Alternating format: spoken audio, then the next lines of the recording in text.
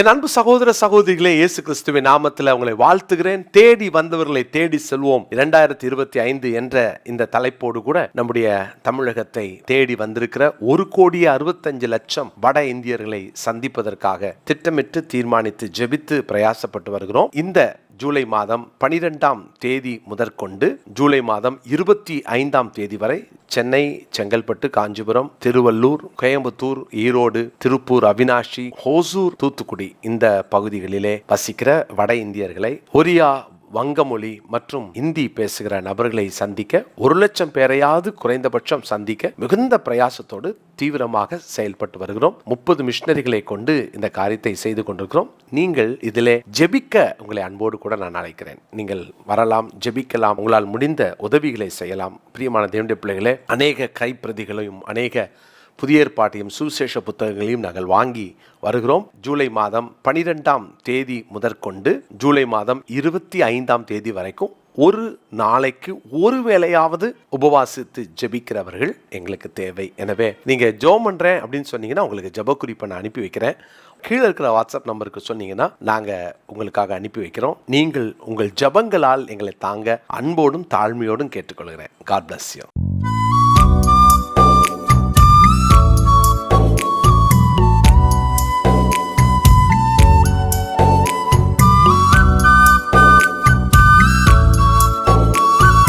எனக்கு பிரியமானவர்களே, இயேசு கிறிஸ்துவின் நாமத்தில் என் அன்பின் வாழ்த்துக்கள். கர்த்தர் உங்களை ஆசீர்வதிப்பாராக. அருமையான தேவனுடைய பிள்ளைகளே, ஏசாயா தீர்க்கதரிசன புஸ்தகம் 10ஆம் அதிகாரம் 3ஆம் வசனத்தில் இன்னொரு எங்கே என்ற கேள்வியை குறித்து நம்ம தியானிக்க போகிறோம்.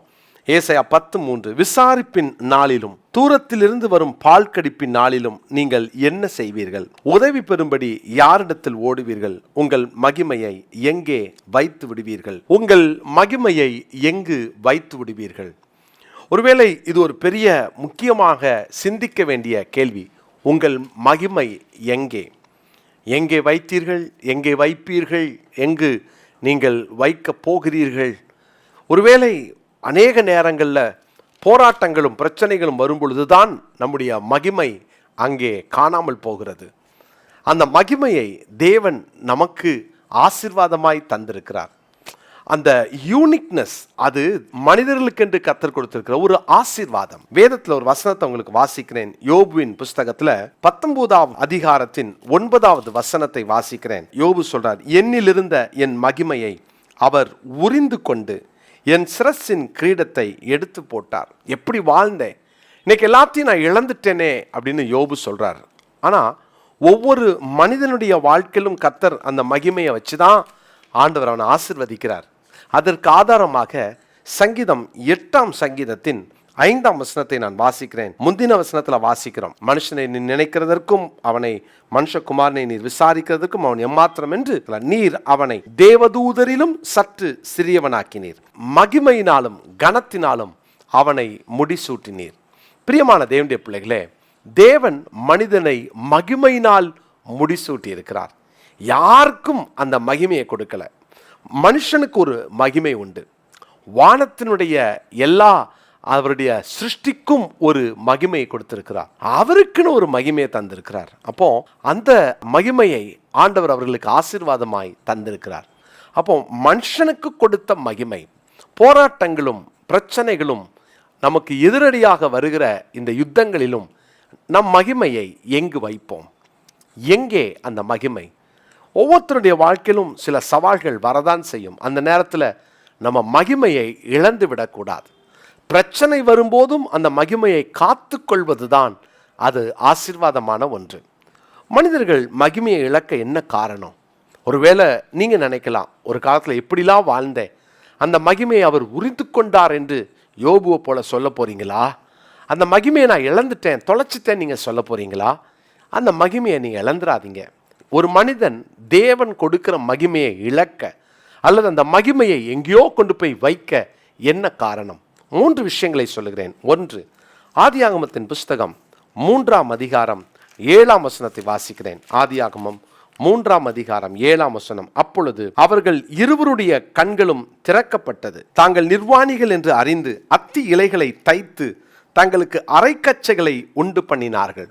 இங்கு ஆதாம் ஏவாள் அவர்களுக்கு தேவன் ஒரு மகிமையான சாயலை தந்திருந்தார். அவர்கள் நிர்வாணிகளாய் இருந்தும் அவர்கள் வெட்கப்படாமல் இருந்தார்கள். அதைதான் முந்தின அந்த அதிகாரத்தின் கடைசி வசனமாகிய 25ஆம் வசனத்திலே படிக்கிறோம். ஆனால் இங்கே அவர்கள் வெட்கப்படுகிறார்கள். கண்கள் திறக்கப்பட்டது. அவர்களை மகிமை சூழ்ந்திருந்தது. அவர்களை மகிமையினால் மூடியிருந்தார். மகிமையினால் முடிசூட்டி இருந்தார். ஏன் அந்த மகிமை இழந்தாங்க? பாவம் ஒரு மனிதனுடைய மகிமையை அற்றுப்போக பண்ணும். மகிமையை தொலைச்சிட்டாங்க. அந்த மகிமையை எங்கேயோ வச்சுட்டாங்க. பாவம் வரும் பொழுது நாமே அந்த மகிமையை எங்கேயோ கொண்டு போய் வச்சிடறோம். தேவனுடைய பிள்ளைகளே, மகிமையை இழக்காதீங்க. பாவத்தை துரத்துங்க. பாவம் மகிமையை துரத்தும். மகிமை, அந்த மகிமைக்குள்ளாக உங்களை காத்து கொள்ளுங்கள். மகிமையை நான் இழந்துட மாட்டேன்னு சொல்லுங்க.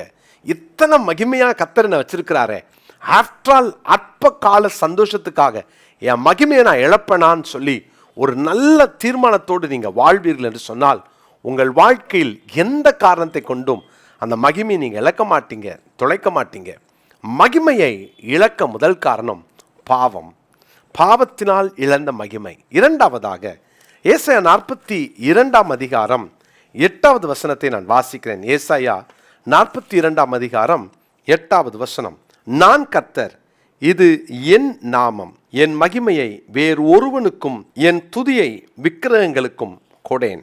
பாவத்தினால் இழந்த மகிமை. அதுபோல இன்னொரு அந்த மகிமையை இழக்க இன்னொரு காரணம் ஆண்டவர் சொல்றாரு, என் மகிமையை வேறு ஒருவனுக்கும் கொடேன். ஆண்டவர் அந்த மகிமையை யாருக்கும் விட்டு கொடுக்க மாட்டார். இன்னைக்கு நிறைய பேர் என்ன தெரியுமா பண்றாங்க? அந்த மகிமையை வேறு எதற்கோ யாருக்கோ கொடுத்து விடுகிறார்கள். இது ரொம்ப டேஞ்சரானது.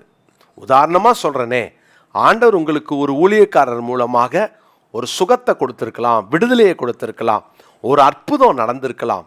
மகிமையை கர்த்தருக்கு தான் கொடுக்கணும். நன்றியை வேணால் ஊழியக்காரனுக்கு, ஜெபிச்ச ஊழியக்காரனுக்கு செய்யுங்க. ஆனால் மகிமையை மனுஷனுக்கு கொடுத்துட்டு ஆண்டவருக்கு ஒரு நன்றி காணிக்கன்னு சொல்லி ஆண்டவரை நீங்கள் குறைச்சி மதிப்பிட்டுறாதீங்க. அந்த மகிமை கர்த்தருக்கு உரியது. ஏன்னா அவர்தான் இந்த ஊழியக்காரனை பயன்படுத்தி உங்களுக்கு நன்மை செய்தார். ஒரு நாளும் அந்த மகிமை மனுஷனுக்கு போகக்கூடாது. மகிமையை யாருக்கோ கொடுக்குறீங்களோ, ரொம்ப முக்கியத்துவம் ஒருத்தருக்கு கொடுக்குறீங்கன்னா அந்த மகிமை அவங்களுக்கு போதுன்னு அர்த்தம். மகிமை கர்த்தருக்கு தான். தேவனுடைய பிள்ளைகளே, இன்னொரு வசனத்தை படித்தா நீங்கள் புரிந்து கொள்வீர்கள். ரோமருக்கு எழுதின நிருபம் 1ஆம் அதிகாரத்தின் 23வது வசனத்தை நான் வாசிக்கிறேன். ரோமர் 1:23 வசனம். அழிவில்லாத தேவனுடைய மகிமையை அழிவுள்ள மனுஷர்கள், நல்லா கவனிங்க, அழிவில்லாத தேவனுடைய மகிமையை அழிவுள்ள மனுஷர்கள், பறவைகள், மிருகங்கள், ஊரும் பிராணிகள் ஆகிய இவைகளுடைய ரூபங்களுக்கு ஒப்பாக மாற்றினார்கள். ரொம்ப கேர்ஃபுல்லாக இருக்கணும். இதை சொல்லும்போது அன்போடு சொல்லுகிறேன், ஈவன் உங்கள் வீட்டில் வளர்க்குற பெட்ஸுக்கு கூட அந்த மகிமையை கொடுத்துறாதீங்க. நிறைய பேர், சில வெளிநாடுகளை நான் பார்த்துருக்கிறேன், நாயை கூட ஜப நேரத்தில் கூட நாய்களை தூக்கி கொஞ்சிக்கிட்டு இருக்கிறவர்கள் உண்டு. மகிமை அது கர்த்தருக்குரியது. நீங்கள் வீட்டில் பெட்ஸ் வச்சுருக்கிறீங்களா, அதுக்கு ஒரு இடம், அதுக்கு ஒரு நேரம். அதை தாண்டி அதுக்கு நீங்கள் ஓவர் அன்பை செலுத்தி அதை கொஞ்சி அதுக்கு மேலே அது இல்லாமல் என்னால் வாழ முடியாதுன்னு மனுஷங்களுக்கு கொடுக்குற மரியாதையை மிருகங்களுக்கு கொடுக்கிறதும், அழிவில்லாத அந்த தேவனுடைய மகிமையை அழிவுள்ள மனிதர்களுக்கு கொடுப்பதும், பிராணிகளுக்கு கொடுப்பதும் எத்தனை பரிதாபம். மகிமை போயிடும். நல்லா கவனிச்சுக்கோங்க. உங்கள் வீட்டுக்குள்ளே இருக்கிற அந்த மகிமையை நீங்கள் இழந்துடக்கூடாது. உங்கள் வீட்டுக்குள்ளே இருக்கிற மகிமையை இழந்துடக்கூடாது. ரொம்ப கேர்ஃபுல்லாக இருக்கணும். அது நான் ரொம்ப நேசிக்கிறேன், அது பிராணி தான். அந்த தேவனுக்கு கொடுக்குற நேரத்தை அதுக்கு கொடுக்கக்கூடாது. தேவனுக்கு கொடுக்குற நேரத்தை நீங்கள் வேற எதுக்காவது கொடுத்தா அந்த மகிமையை நம்ம எதுக்கோ ஒன்றுக்கு பகிர்கிறோம் அப்படின்னா மகிமையை ஆண்டவர் எடுத்துருவார். மகிமை எடுத்துருவார். நிறைய பேர் இந்த நாட்களில் பிசாசு அவங்கள அறியாமல் இந்த ட்ராப்பில் மாட்டிக்கிட்டு இருக்கிறாங்க. இந்த பிராணிகள் மேலே இருக்கிற அன்பு அன்பு அன்பு அன்பு, அதுக்கு போய் செய்கிற செலவுகள், அதில் முக்கியத்துவம் கொடுத்து அதை கடவுளுடைய ஸ்தானத்தில் வச்சு பார்க்கறது, அது இல்லாமல் வாழ முடியாதுன்னு அதுக்காக உட்காந்து அழுகிறது. கேர்ஃபுல்லாக இருங்க. அது எதற்கு தேவையோ அதுக்கு தான் பயன்படுத்தணும். உங்கள் கவனமாக இருக்கணும். மகிமையை பகிர்ந்தால் மகிமையை இழந்து போவோம். முதலாவது பாவத்தினால் இழந்த மகிமை. இரண்டாவது பகிர்ந்ததினால் இழந்த மகிமை. மகிமையை பகிரக்கூடாது. மூன்றாவது 1 சாமுவேல் 4ஆம் அதிகாரம் 21ஆம் வசனம். 1 சாமுவேல் 4ஆம் அதிகாரம் 21வது வசனத்தில் ஏலியின் ஆசாரியனாகிய ஏலியின் காலத்தில் அந்த மகிமையை இழந்து பாருங்க, ஒரே நாளில் 2 மகன்களை இழந்து ஏலி மரிக்கிறார். ஏலியினுடைய மருமகள் அங்கே சொல்ற அந்த வார்த்தையை பாருங்களேன். 4:21, தேவனுடைய பெட்டி பிடிப்பட்டு அவளுடைய மாமனும் அவளுடைய புருஷனும் இறந்து போனபடியினால் அவள் மகிமை இஸ்ரவேலை விட்டு போயிற்று என்று சொல்லி அந்த பிள்ளைக்கு இக்கபோத் என்று பெயரிட்டாள். பெட்டி போய்விட்டது. தேவ பிரசனத்தை இழந்து போனதினால் மகிமை போனது. பிரசனத்தை இழந்ததினால் இழந்த மகிமை, பாவத்தினால் இழந்த மகிமை, பகிர்ந்ததினால் இழந்த மகிமை, பிரசனத்தை இழந்ததினால் இழந்த மகிமை. நம்ம உலகத்தில் யார் உங்க கூட இருக்காங்களோ, எது உங்க கூட இருக்குதோ இல்லையோ, தேவ பிரசனத்தை காத்துக்கோங்க.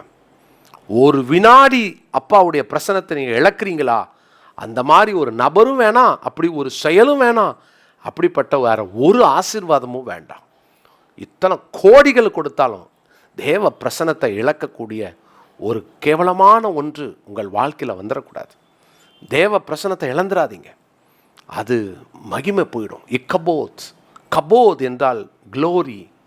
அந்த மகிமையை இழந்து அந்த குழந்தைய கூப்பிடும்போதெல்லாம் இழந்த மகிமை அப்படின்னு அவன் பேர்லேயே அவன் யாருன்னு கண்டுபிடிச்சிடலாம். பிரியமானவர்களே, பிரசனத்தை இழந்துடாதீங்க. தேவனுடைய பெட்டி உங்கள் தோளில் இருக்கணும், மறந்துடாதீங்க. எப்போதும் உங்கள் தோளில் அவருடைய பெட்டியை சுமக்க கற்றுக்கொள்ளுங்க. மாட்டு வண்டியில் ஏற்றிடாதீங்க, தோளில் சுமக்கணும். எங்கே போனாலும், ஆஃபீஸ்க்கு வரீங்களா, காலையில் உங்கள் வீட்டில் அந்த பெட்டியை புதுப்பிச்சு உங்கள் தோளில் அந்த தேவ பிரசனத்தை சுமந்துக்கிட்டு ஆஃபீஸ்க்கு போங்க. எங்கே போனாலும், ஐயா நான் ஒரு நாளைக்கு எத்தனை கிலோமீட்டர் தரமாக ட்ராவல் பண்ணுறேன், பெட்டியோடு போங்க, தேவ பிரசனத்தோடு போங்க. தேவ பிரசனத்தை யாருக்காகவும் எதற்காகவும் இழந்துடாதீங்க. என்னுடைய பிள்ளைகளை கர்த்தர் ஆசீர்வதிப்பாராக. ரோமர் 1ஆம் அதிகாரம் 23 இந்த நாளுக்குரிய மனப்பாடமாய் குறித்துக் கொள்ளுங்கள். ரோமர் 1:23, எங்கே அந்த மகிமையை வைப்பீர்கள்? பிரச்சனை வரதான் செய்யும், மகிமை எங்கே வைப்போம்? இப்போ சொல்லுங்கள், நான் மகிமையை எங்கே வைக்க மாட்டேன். அந்த மகிமையை நான் எனக்கென்று கொடுத்த மகிமையை நான் காத்துக்கொள்வேன்னு சொல்லி தீர்மானிப்பீங்களா? ஜெபம் பண்ணலாம். நல்ல தகப்பனே, மகிமையை நாங்கள் ஒரு நாள் இழந்துடக்கூடாது. நீங்கள் கொடுத்த மகிமையை பாவத்தினாலும் அதை மற்றவர்களுக்கு பகிர்வதினாலும், ஆண்டவரே, அதை ஒருவேளை பிரசனத்தை இழந்து அதை அந்த மகிமையை இழந்து விடுவதனாலும், ஆண்டு இப்படிப்பட்ட ஒரு இக்கட்டான சூழ்நிலையில் நாங்கள் சிக்கிக்கொள்ளாதபடி கவனமாய் வாழ எங்களுக்கு கிருபை தாரும். அந்த மகிமையை நாங்கள் காத்துக்கொள்ள எங்களுக்கு கிருபை பாராட்டுங்க. தொடர்ந்து எங்களை நடத்துங்க. இயேசுவின் நாமத்தில் ஜெபிக்கிறோம் பிதாவே, ஆமென்.